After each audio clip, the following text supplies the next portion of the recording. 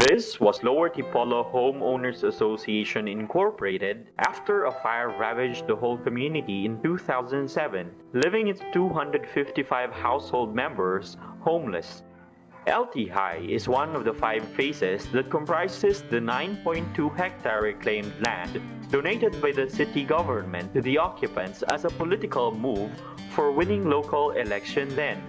This swampy area is located at the heart of a highly industrialized city of Mandaue, Cebu, Philippines.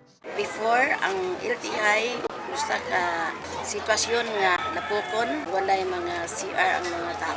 Having been there since 1994, I was able to witness the situation of the people at that time when they were caught in between developments. There was a threat for eviction in favor of another development in the area, and that is where the Vincentian Fathers were involved, because we were actually siding with them when we fought against the eviction. We believe that they have the right to stay. Faced by the challenges brought about by the disaster, this community took the risks of developing the land at their own cost.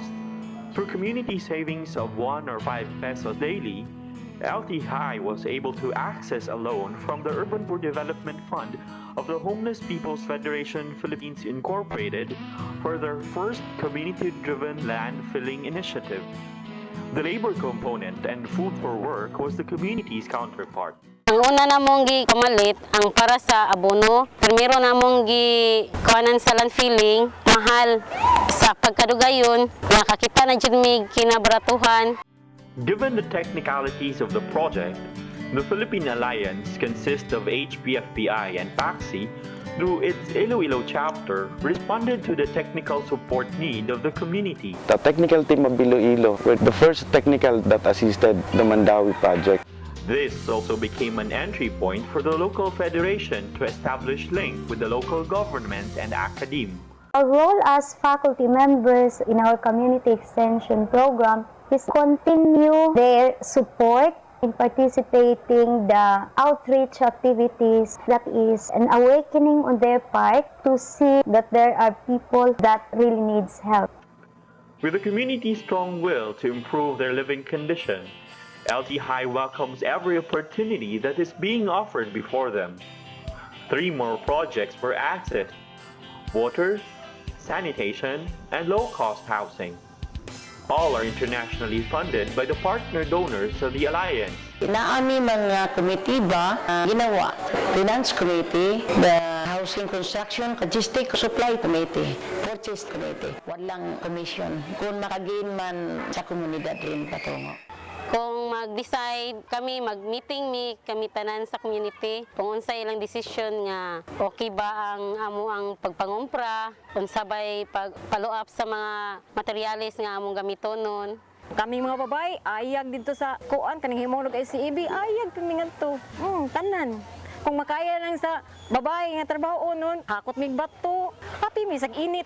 Basta makabalay lang yun mi nga di ni mababahaan. Managed by HPFPI and PACSI, these infrastructure projects are being implemented by the community itself, together with a citywide 9.2 network known as Mandaue Coalition of Urban Dwellers Association, in partnership with the city government.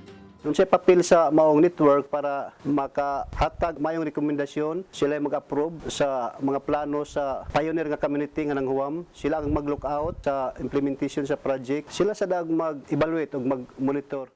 To date, the community water system was built and functional. 65 core houses with individual septic tanks were already constructed out of the 255 target.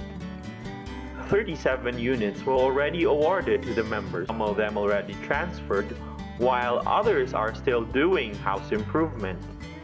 Sa unang among mga bahay, balong-balong lang, tampi-tampi, at ngayon ay usa ka disenteng kunayanan.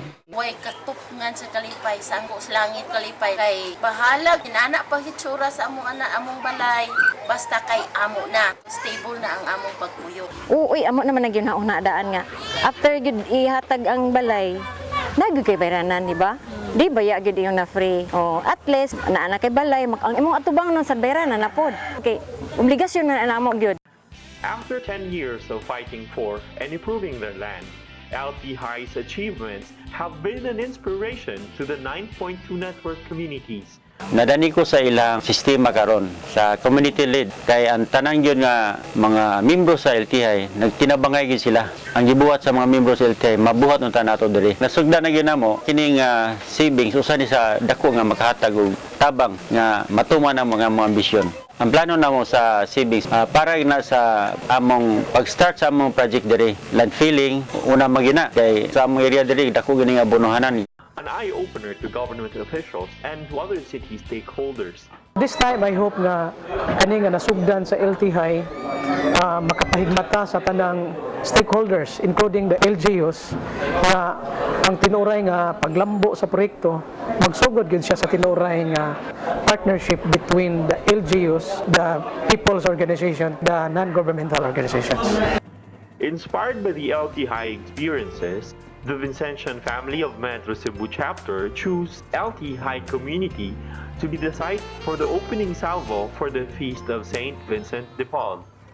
It was my suggestion that instead of having it in the church, why don't we have the Mass with the poor themselves, especially that these people in Lower Tipolo had been with us since the beginning of the project. I can see the connection between the involvement of the Vincentian Fathers and the feast also of Saint Vincent de Paul and Saint Louis de Marillac, two saints who are greatly connected also with the poor. The Vincentian Fathers to initiate this housing project is truly bringing God closer to people.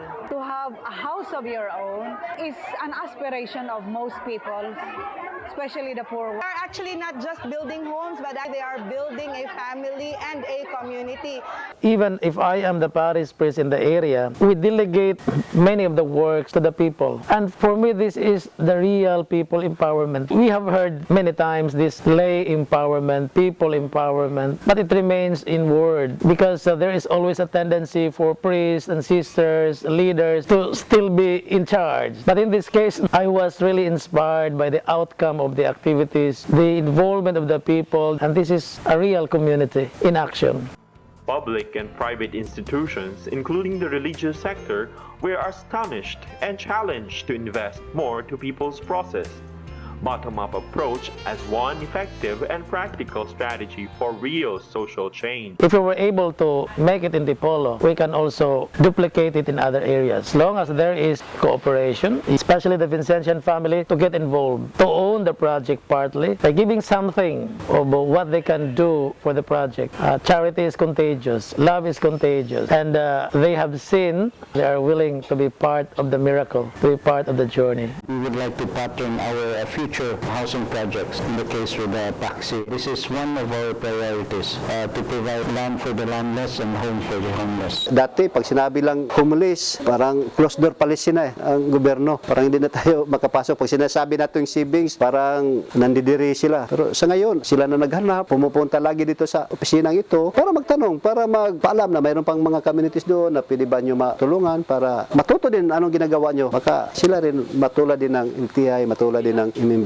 Ito ay isang pride ninyo na kayo ay hindi lamang umaasa, kundi mayroon din kayong magagawa at maitutulong para sa syudad, para sa ating bansa. Ako'y natutuwa sa lahat ng inyong ginawa na ito ay magbibigay din ng inspirasyon sa iba pang mga tao, hahanap din ng mga pangarap na inyong natupad ngayon. These developments done by the poor does not only exist in LT High, but have actually replicated from HPFPI Iloilo's community-managed housing experiences.